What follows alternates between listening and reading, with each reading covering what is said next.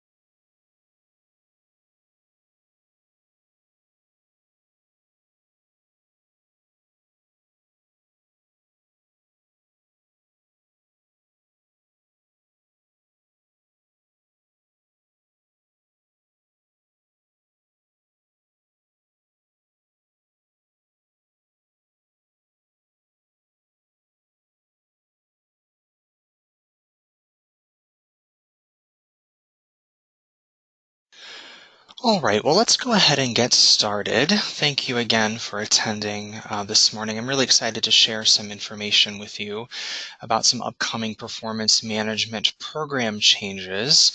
We've been working really hard throughout this year to make some of these happen, so I'm looking forward to sharing these with you. Get my PowerPoint going here. So I'm Ray Justice. I like to put a face with the voice on the phone, so to speak. So there I am for you. Thank you again for attending. I'm an HCM manager with the DAS HR division here in the Office of Talent Management.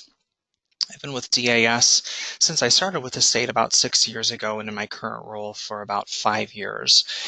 So again, I'm excited to share some things with you.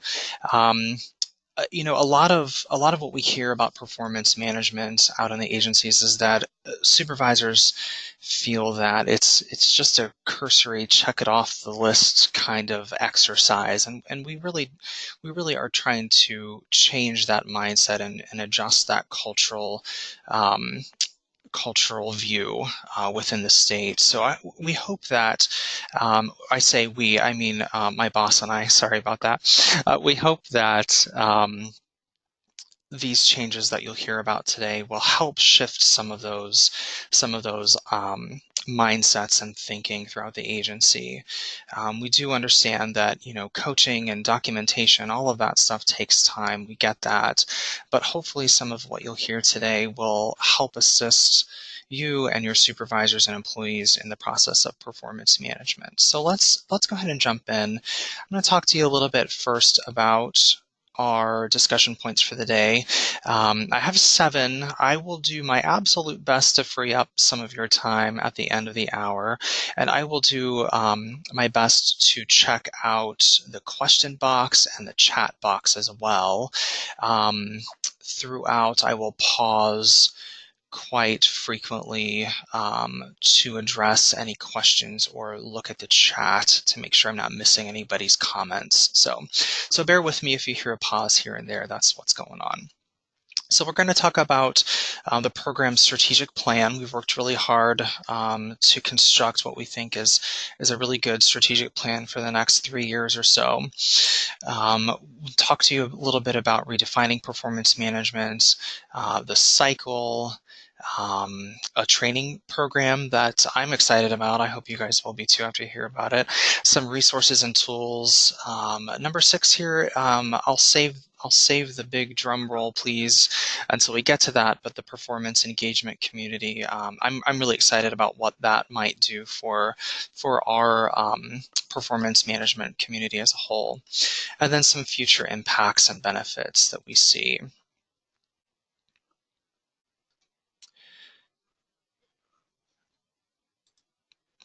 Bear with me just a moment. It looks like some folks are having a little bit of technical issues.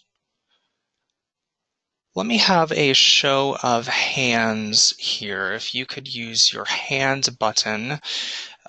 Is everyone seeing my slide on the screen? If you are, please raise your hand.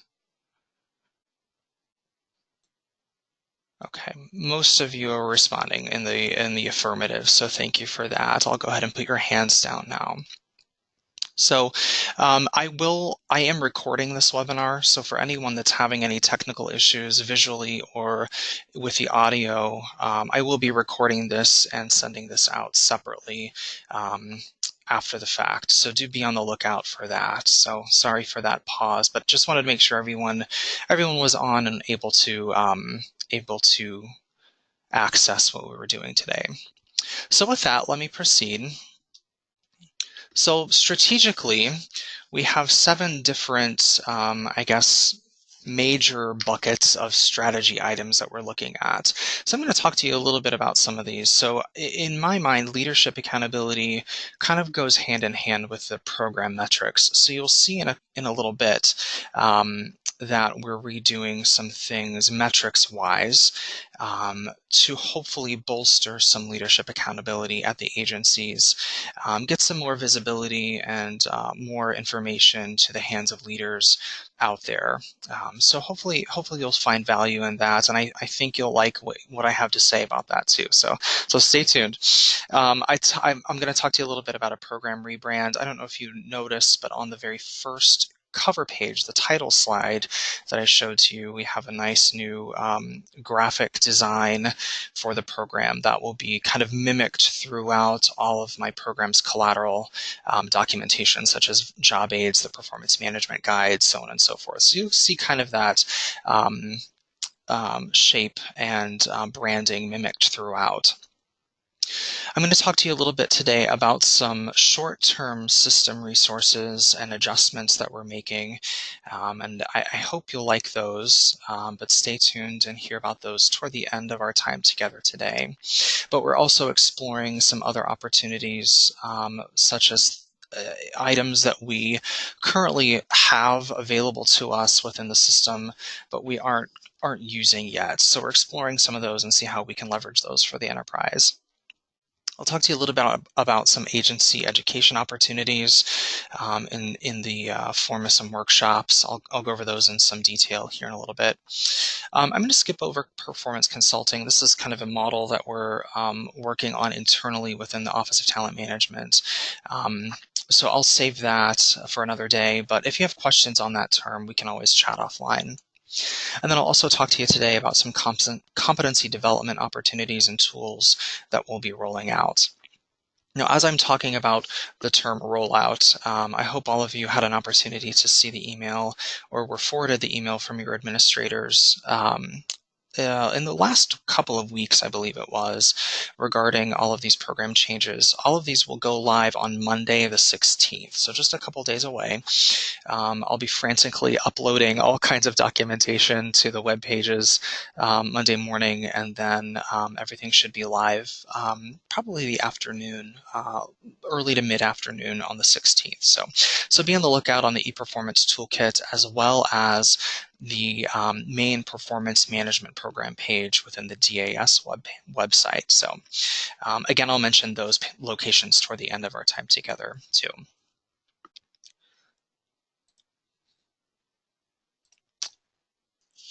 Okay, well, let's move forward. So we've redefined the term performance management. You see it on your screen there, but I'm going to read it for those that maybe are having difficulty seeing the screen. We've redefined the term performance management as a process in which supervisors and leaders are accountable for establishing and adjusting performance expectations and job goals, identifying development opportunities, giving ongoing feedback and coaching regularly, and recognizing and evaluating performance results. So we think that we feel that adding in this development arc, this coaching component to the definition, and this recognition component helps kind of get that idea that performance is not just a document. It's something that's recognized. It's something that takes communication. It's something that needs some practice to it, right? So hopefully you'll see as we go through our time together today that the tools and resources that we're putting out there, making available to you and your supervisors and employees will help solidify that relational aspect of performance management. So one way that we're doing that is by adjusting our performance management cycle model. So here on the screen, we see our current, soon to not be current, performance management cycle with 4 different phases, 4 different stops on the wheel, so to speak. We feel that this is very system focused, and we want to kind of shift that focus away from just a system aspect. We all know that performance evaluation, the event is not performance management as a whole. It's just one portion of the concept of performance management. So by adjusting this cycle that I'll show you in just a moment, we'll pull that focus out and back to that relationship. One way that we're doing this, and I kind of alluded to this in our revised definition a moment ago, is to adjust our program name. So no longer are we just performance management. We're updating our program name to performance management and development. We feel that adding a development component into performance management kind of solidifies that notion that performance can be adjusted, it can be course corrected, it can be improved, it can be coached, it can be developed. So hopefully by the name change and all these other things that you'll see throughout our time together, you'll see some linkage out to that relational aspect. And feel free to use your chat or your question module within your GoToWebinar pane. Anytime you have something, just feel free to type that in there, and I'll address those as we go throughout our time together today. All right, so let's talk about our new performance management and development cycle.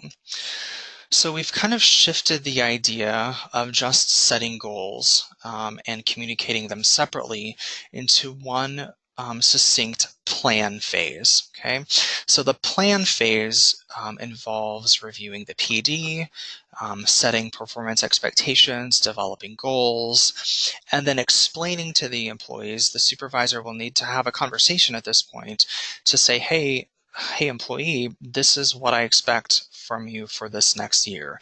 These are your goals. These are the behaviors that I'll be looking for competency-wise. And then one thing that we really want to hone in on in this phase is the idea of pre-setting what meets versus exceeds expectations looks like. So we haven't really talked a lot about that concept as a whole throughout the enterprise, but this is where we'll start doing it. So within this plan phase, we'll be giving some resources and tools to help supervisors better prepare for that conversation.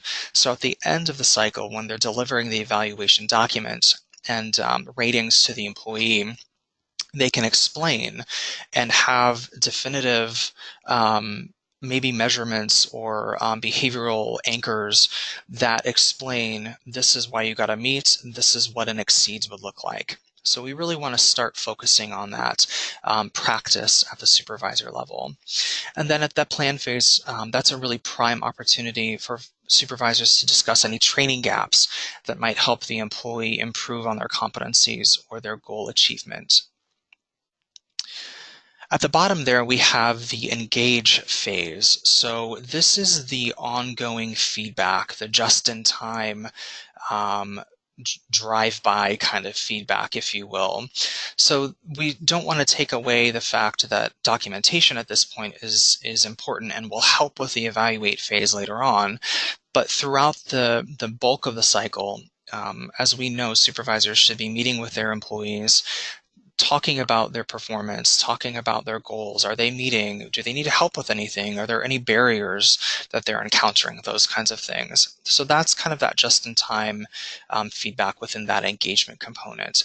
We feel that shifting that to an engagement standpoint or viewpoint will help solidify and build those relationships out with employees and their supervisors.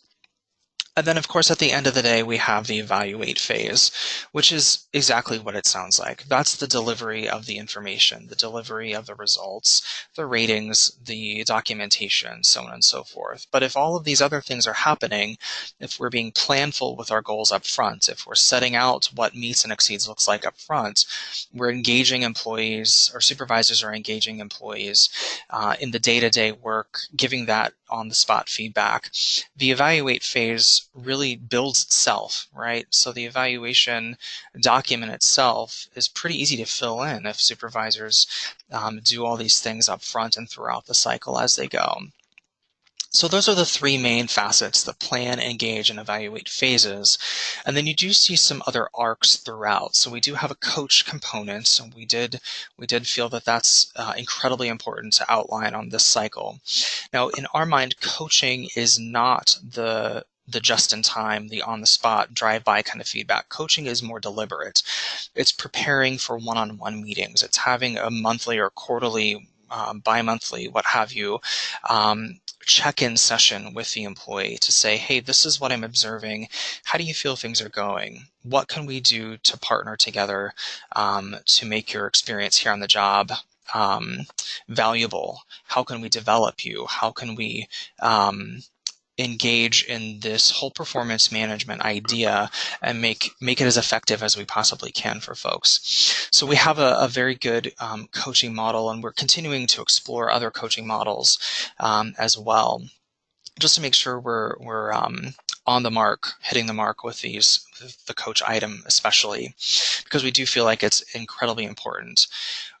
Our tack on coaching is that the supervisor would ask pointed questions to help the employee kind of uncover and discover their path forward, their way of moving the mark, getting the goal achieved, and demonstrating the behavior that the supervisor is expecting. Coaching to me is not, hey, employee, go do this. That's not a coach. That's a goal. That's a directive. That's a task, right? So in our mind, coaching is really digging deeper and asking those questions that help the employee succeed down the road.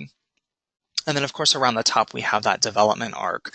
So providing opportunities to help supervisors and employees collaborate in getting those new skills. If we know that a change to a job or a responsibility or something is coming down the pipeline, let's be mindful of that. Let's get in front of it now so that when it does happen, we're not surprised by it. The employee knows and understands what they're supposed to be doing. We also want to emphasize development planning. So even if it doesn't exist in ePerformance, even if the plan doesn't get tracked in ePerformance, let's develop some tools. Let's partner together and understand how folks can best develop their skills that they need moving forward.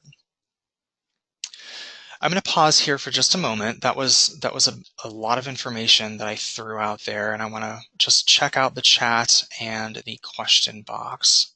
So bear with me.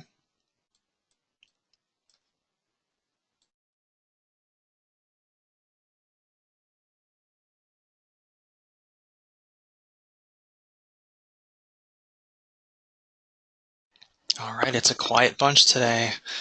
I don't know if that's a good or a bad thing. I hope everyone's getting something out of today. That's my goal for today, to help you understand where we're going.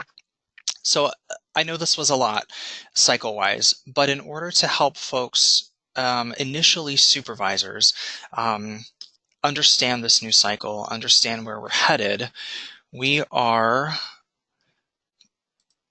and hopefully you've noticed this in the recent learning and professional development catalog that was released a week or so ago. But we're putting together a workshop series to help support each component of this performance management and development cycle. You didn't see an overview component in the cycle, but overview-wise, I'm partnering with one of the folks on the learning side of the shop, um, to put together an ELM-based overview of the cycle. So I think he mentioned it's 15 minutes, maybe less, of content, no quiz or anything at the end. Um, but we want folks to be prepared and understand what we mean by the cycle. So supervisors and employees will be able to view that. And then starting out, we're focusing on supervisors. So we'll have a workshop class dedicated solely to planning, to exploring expectations, goals, competencies, setting out that meets versus exceeds. How do we communicate effectively that information out to our employees? Same thing with engaging. We'll have a workshop solely focused on giving and receiving feedback, and documenting that feedback. Same thing for coaching. No surprise there. We believe in coaching here in OTM. I think that shows with the recent Lead Ohio Foundation's change that was made to expand that from a half-day class to a full-day class. We really believe in the power of coaching here.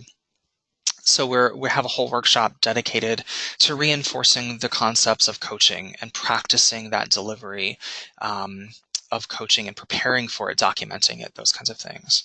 And then we do have an evaluate workshop as well, that hands-on aspect of preparing for the meeting, documenting for the meeting, delivering the information during the meeting. What do we do if someone's upset? What do we do if someone is elated? Those kinds of things. How do we deal with questions related to how do I get to and exceeds? Those kinds of things. And then of course the development arc there too. So why is development so important?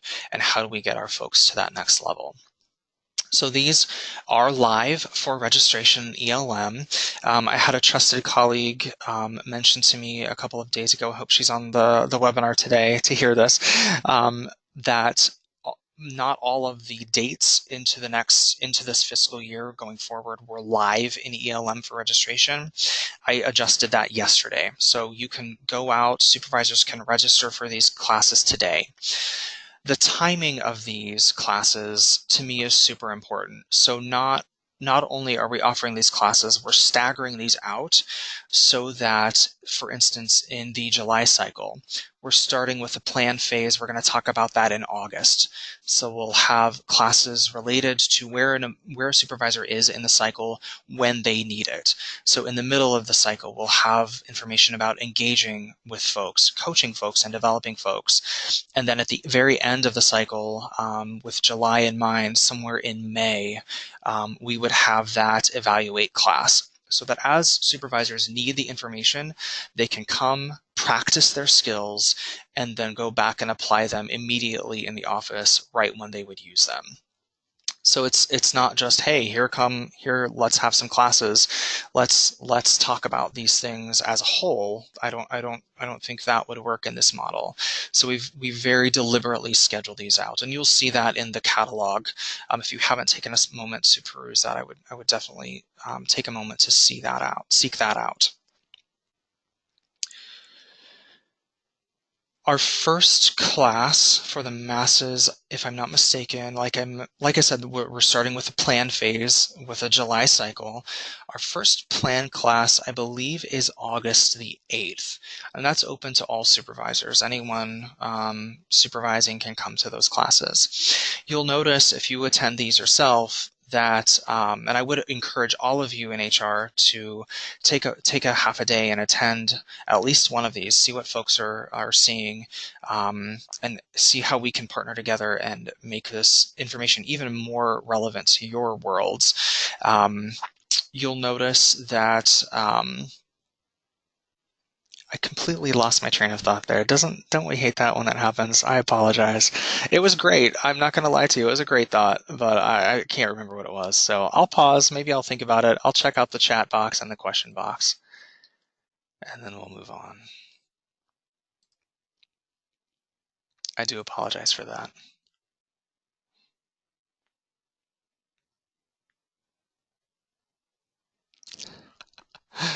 I have a question here from Robert Cooperman. Hi, Robert. Thanks for joining us today.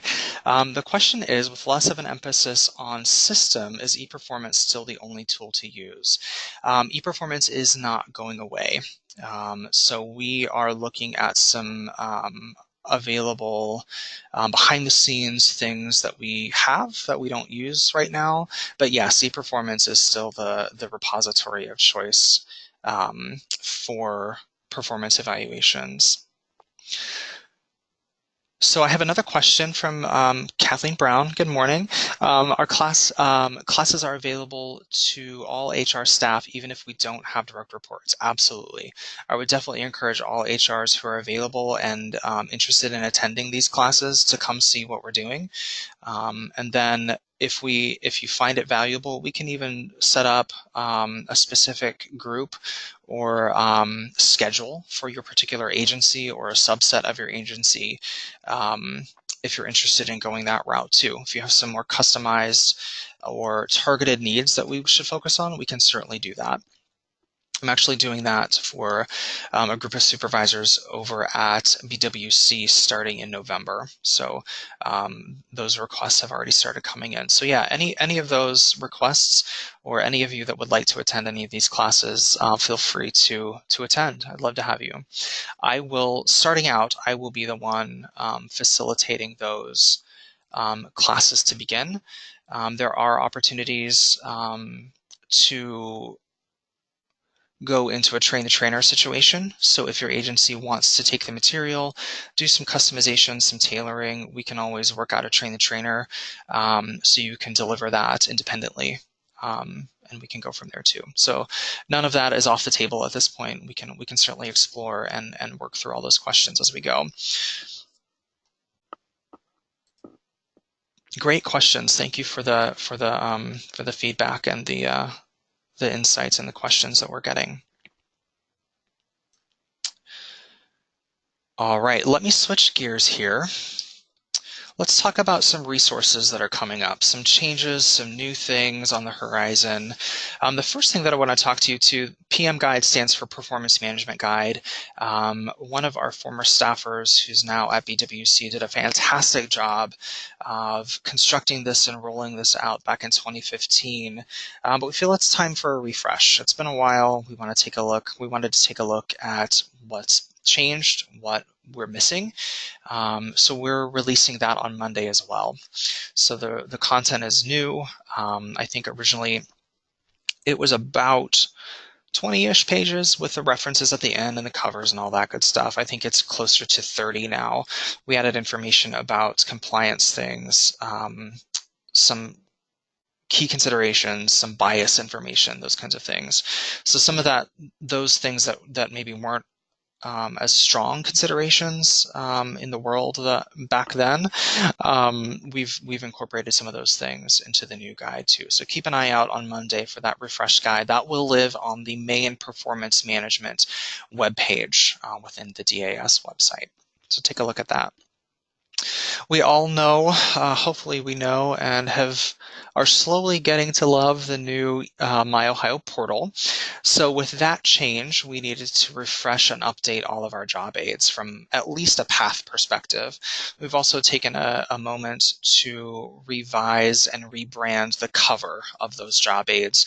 So on Monday, you'll notice as you begin, or as supervisors even begin clicking through those job aids, that it'll look and feel a little bit different. The content is basically exactly the same except for those new navigation considerations with the new My Ohio portal. So keep an eye out for that. Next up, I want to talk a little bit about competencies. So I'm really excited about this. I think we've done really good work in the world of competencies here at the state, getting to understand what they are, but there's a lot of them, right? We have 42 competencies, which includes customer focus as our statewide competency.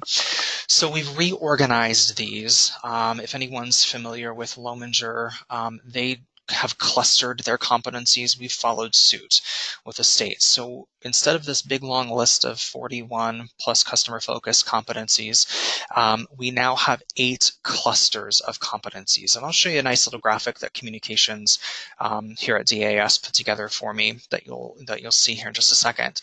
But we feel like this will really help focus the attention where supervisors might need to go in terms of looking for competencies or understanding how competencies relate to each other. One thing that I didn't mention workshop-wise, and I'll go back for just a second, bear with me, is that we're going to begin in the plan workshop tying goals with competencies. So understanding how our performance expectations and goals relate to the behaviors that we look for in our employees. So quick sidebar there, but competency related. So it applies, right? So again, 8 clusters. I'll show you what they are here in just a minute. With that, we are rolling out a set of competency assessment tools. So these are not in ePerformance. These will be PDF documents that we'll put out on the competency tab of the ePerformance toolkit. They will probably live elsewhere as well, such as the talent development community webpage, but you'll probably be most familiar with the ePerformance toolkit and the competency tab there. These are anchor-based, so based upon the anchors that we currently have in the system via the writing tools, we've put together these assessments. I had a couple staff members here in OTM help me out. They did a fantastic job, as well as our TDC, my 2 TDC group members.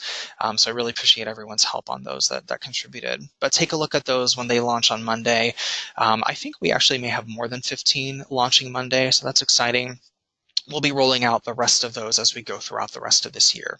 So our goal is to have all 42 released by the end of this calendar year. So stay tuned for those as well. Let me show you that slick graphic. I'm partial to this. I really like it myself. I think it really kind of paints a really nice picture of the collective nature of how the competencies build on each other and work together, so to speak. So we have these 8 buckets, and you'll see in the competency tab on Monday, I've also reorganized the big long list of competencies in these buckets. So no longer are there 42 competencies in a big long list with definitions. We have applying technical proficiency, those competencies, their definitions, and so on and so forth. So they're grouped really nicely and color-coded, such as you see here as well on the long list. So that'll be available for download on Monday too. Let me pause here for just another moment and check out my chat box and my question box.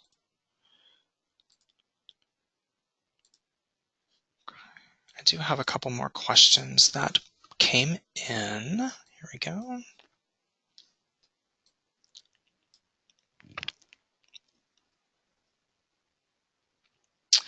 So I have a question about notifications that came in from Abigail. Thanks for this question.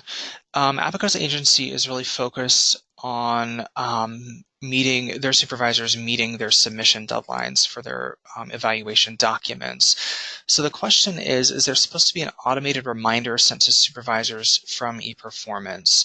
So yes, that's a great question, and there is an automated message sent out, and we may need to chat offline. Abigail, if you don't mind sending me a message to this effect, I would really appreciate this. There is an automated message, but there's some behind the scenes aspects to that we might need to dig into a little bit. There is a message sent 60 days in advance of the evaluation endpoint. So for instance, in the July cycle, if a document is due June 30th, the reminder email saying, hey, supervisor, don't forget you have an evaluation due coming up, would be sent at the beginning of April. So that's a 60-day notification. That's every evaluation annual cycle. We also do have a similar notification for both the midpoint and the final point of the probationary evaluation. That's sent 30 days in advance of the midpoint and the final evaluation being due. And the system does some magic behind the scenes and calculates out that date, so it should hit at the appropriate time. So great question, but let's follow up behind the scenes, Abigail, and we'll chat a little bit more about that. So I have another question about PIP training. That's a really good question from Alicia. The PIP will be covered in the development arc of my workshop series. So we will be talking about it. We're kind of refocusing the tone of the PIP in that class to be more about partnering with the employee instead to get them partnering with the employee to get them where they need to be, rather than a punitive you're in trouble kind of view, right? So I think the viewpoint is that, you know, pips are that kind of pseudo punishment, almost leading into the disciplinary track in many circumstances. But it's really getting the employee to be where they need to be successful. So we will, all that to say, we will be talking about the performance improvement plan in that development arc of the workshop series. So yeah, definitely come check that out if you're interested in seeing that. All those dates are out in the catalog and available for registration. So I have another question from Shanika. Hi, Shanika. It says competencies are still preset by job class. Is that correct? Yes, that's 100% correct. Now, technically speaking, if a supervisor clones a very old document, they may not see those class competencies if they clone a document that maybe be, I don't know, 2 or 3 years old at this point. It's been a couple years since we put in the class competencies, but yes, those are still preset by classification. Usually what we recommend there, if there's an agency classification or an agency competency that overlaps with one of the classification competencies, you can always delete the extra from the class competency section. And then if a supervisor feels that a competency is missing, my message would be, or my best practice recommendation would be to retain the 3 that pre-populate and then add to those. So our goal, I think ideally, is still that 3 to 5 sweet spot of competencies as well. But if something's missing, yeah, definitely encourage the supervisor to add to the list if they feel like it's absolutely necessary. I think down the road, we'll be exploring the possibility of reporting on those competencies and their ratings that are recorded on the evaluation to see where we need to go, to see how folks are doing. Maybe we need to focus in on a couple competencies in a more concerted effort for the enterprise. So that's down the road. That's kind of a long-term strategy that I have in mind. But we are exploring that possibility.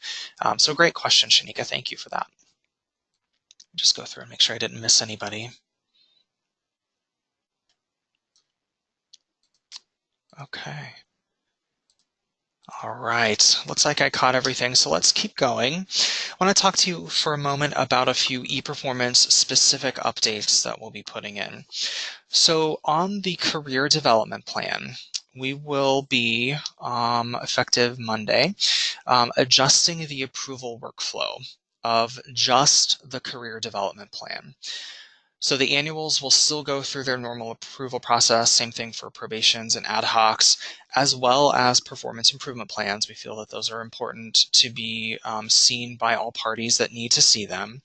But for the career development plan, since it's not a hard and fast requirement, there's nothing tied to it requirement-wise necessarily, I want to take away the approval workflow entirely. So we want to make this a little bit more accessible to supervisors and employees to allow them the opportunity to work as they need to on their development. So HR still has visibility into the plans. That's not changing at all. You can always report on them. You can always go and take a peek at any of them. Um, but from a systematic administrative perspective, approvals will no longer be on the CDP. So right now, they are. So effective Monday, they'll change. So what would happen is for any of you that happen to utilize the executive template on the annual or the probationary documents, it'll work just like that. So rather than submitting for approval, as the supervisor or the employee wraps up their ratings in the CDP, they'll be able to make it available for the employee to see. So no longer will we need to go through that back and forth on the approval for the CDP. Another item that I'm pretty excited about is this idea of employee measures. So this does add a text box to a free-form text box to each competency and goal at the creation of the document. Okay, so this would appear up front in the plan phase. So as the supervisor is planning out the goals, they are hopefully, as we're going to be teaching, thinking about what meets and exceeds will look like. This employee measures box will let them document what the meets threshold is and the exceeds threshold is, and does not meet, but that's a pretty easy one to figure out, right? Within that text box. So up front, the employee will, in the document, understand what they are aiming for at each step. Okay. So we are updating the document creation job aid to include a pretty good call out on just this feature because it is new. So if you have additional questions on that, we can always chat offline, and I can show you an example of what that might look like in practice. But literally, it's just a text box where folks can record what those thresholds would be for each individual competency and goal. One more note here that I don't have on my slide, but I want to talk to you about is a very, very, very specific, very unique situation that the Adjutant General has going on at their agency. So you'll notice starting Monday that there will be an additional document type. Well, I guess supervisors would maybe notice it more than the folks on our webinar would, but supervisors will notice an additional document type and document template on the performance side of the system. So this does not apply to the CDP or the PIP, but on the where the annuals and the ad hocs and probationaries would go. The Adjutant General has state employees, there we go, that are supervised by federally employed supervisors. Up until this point, they've had no way of getting those employees in that very unique bucket. I think we're looking at less than, 60 people, if my mind serves me correctly, in this group. They have not had any documentation, any completion status measures, or anything like that in ePerformance at all. We're creating a template just for them that their HR shop is going to be using to upload their performance documentations in the system so that they're counted in their metrics. Okay. It looks completely different than the other templates that are out there. I will tell you that. There's basically nothing in it except for attachments. Okay, so if you have a supervisor that errantly created a document using that new template and type, they'll need to recreate it because they won't be able to do anything with it. They won't be able to create goals. They won't be able to do any ratings. Okay, so please do be aware of that. They will see the ADJ acronym agency code for the adjutant within both of those drop-down menus. So again, in the document type and the document template, we're adding an ADJ specific item out there to serve those federally supervised employees. Okay. I do see some questions popping up here, so let me take a moment to step back here. So a question about the CDPs from Cindy. Hi, Cindy. Will current CDPs already created before Monday still need approvals? Yes, that's a great question. So anything created after Monday will fall into the no approvals bucket. But anything created prior to Monday will be going through that approval cycle, that approval process. Okay, that's a fantastic question, and thank you for reminding me to answer that. Same thing with the employee measures. So if a document that was created today is cloned on Tuesday next week, that cloned document will not contain those employee measures boxes. So going forward after Monday, new documents should be created to include those employee measures. Okay, I'm not going to be tracking those. It's just a nice added feature that we feel will add value to the conversation between the employee and supervisor. I'm not going to police that by any means. So if you'd like to require that at your agency, that's totally fine. That's your call. But I won't be coming back and following up with you to say, hey, this box isn't there. What's going on? Okay. So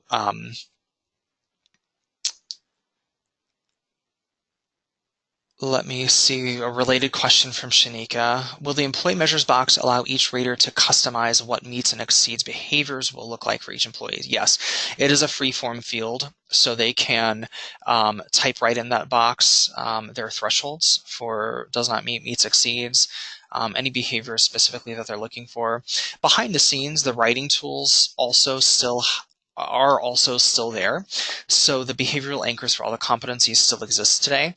But those are more on the back end when we're rating to give folks comment starters, so to speak. They're not really accessible up front. I will make a shameless plug here. The whole docket of behavioral anchors organized by job level is available in the ePerformance Toolkit as a download. It's like 300 some pages, so I wouldn't print it, but it is out there for your use. But yes, that employee measures box is customizable to the supervisor's liking. Of course, there's always the consideration for, treating everybody fairly and the same and all that good stuff. So, the classification considerations, if there are differences amongst the same classification, that might raise a red flag, but, you guys know that drill. So. And also to follow up, Shanika, that's not a required field. There will not be anything to stop the document from moving forward if it's not filled in. That's a great question too. So I have a question from Melanie. They have summer and winter employees. She's asking about a doc type or template for them. So I am going out on a limb and guessing this is maybe an ODOT situation where they flip roles between the summer and the winter. I would say probably not. I think we can probably evaluate them in the document as it stands today, just kind of outlining the goals that might be for summer versus winter.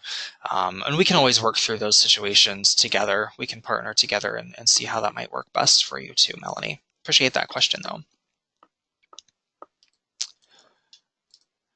Great interaction today. I think this is the most interactive webinar I've ever been a part of, so I really appreciate the questions. I know this is a lot of content too, so as a side note, I'll follow up with everybody with a follow-up email with the slide deck. And I heard some folks say that the handout that's attached to the webinar that's available for download isn't downloading properly. So I'll attach that for you too. So stay tuned. If I can get it out later today, I will. If not, it'll be Monday when I send out the follow-up email to the webinar.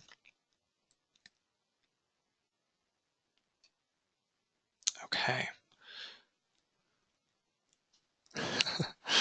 All right. Thank you, Kathy, for that comment. I appreciate that. All right. Let me move forward here. So metrics, the big thing I want you to take away from on this is that you don't have to do them for me anymore. Great. Awesome.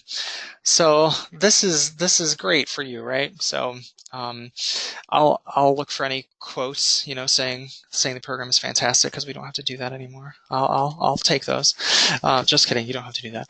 So bottom line, you don't have to send me anything anymore. Okay, so we're changing how we're doing these metrics. So we're moving toward more of a dashboard look and feel. We're still developing this. Originally, we were thinking Excel based, and we would be sending them out to HR administrators on a quarterly basis and then on an annual basis to wrap everything together to save some of that administrative work. We have access to all of these. Why don't we just do it for you, right? We may have the option, and I need to explore this a little bit further, of using BI's Tableau product to do this more of as an on-demand situation.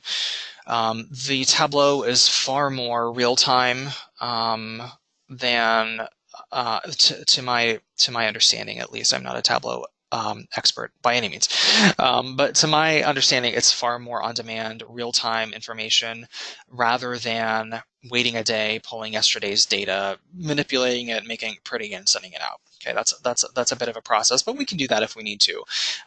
So again, bottom line, you don't need to send us anything. We've taken down the calendar of the submission schedule from the tab out on the toolkit.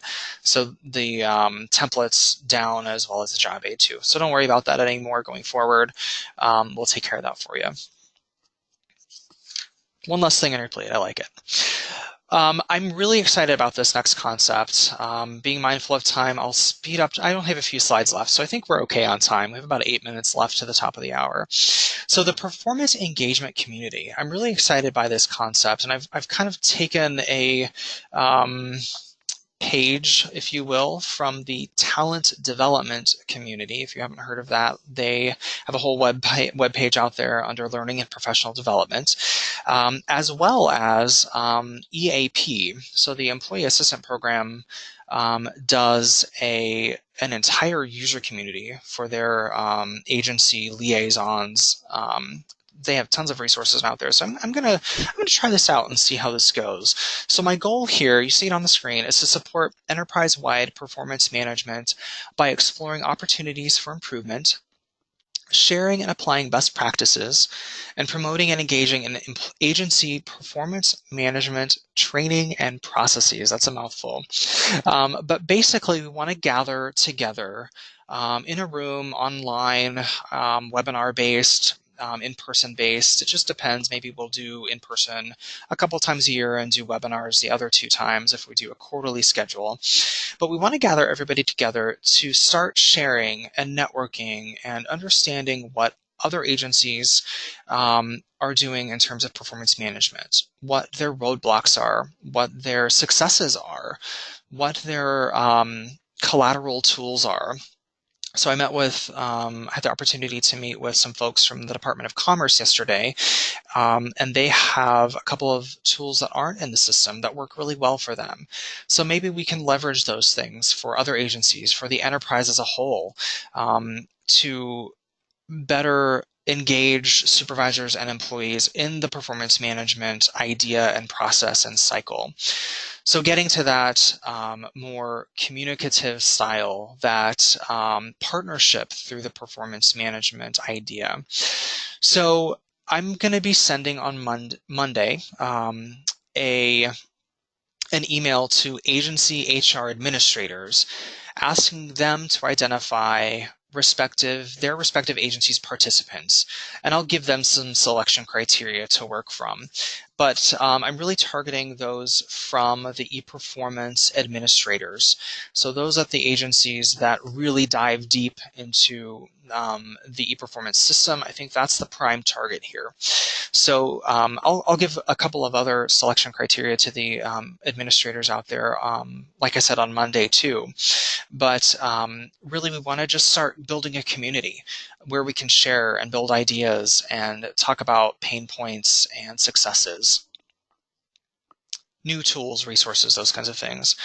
So here are, the kind of expectations that I'm thinking right now for the community participants. So we're looking at about an hour and a half or so. That's up for debate, up for change of meeting time per quarter.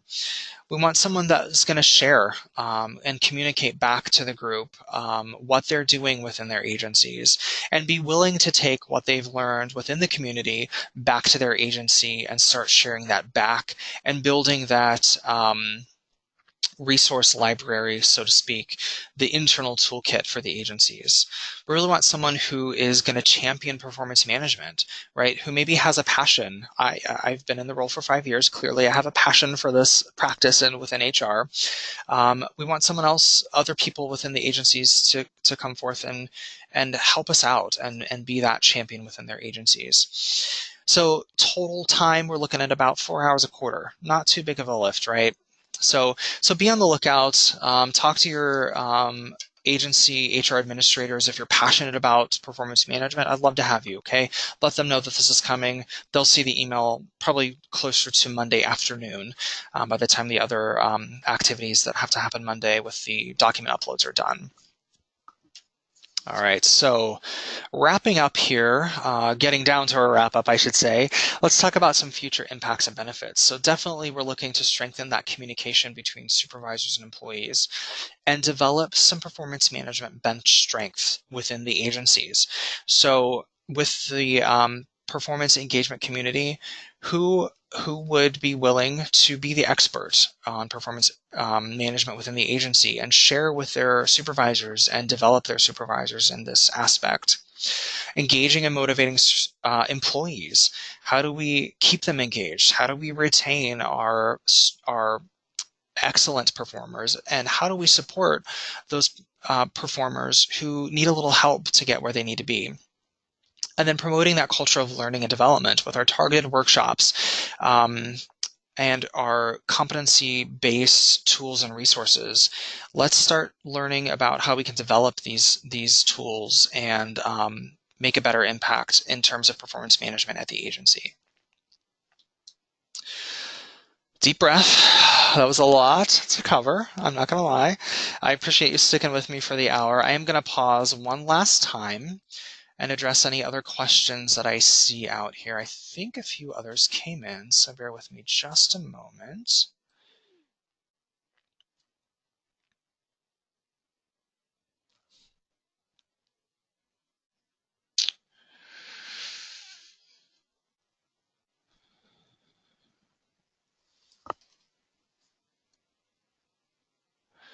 I see a question from Alicia. Alicia, I'm going to address that offline. Let me contact you after the fact and see if we can unpack that issue that you're describing here. I appreciate that though, but I will follow up with you here shortly in the next hour or so.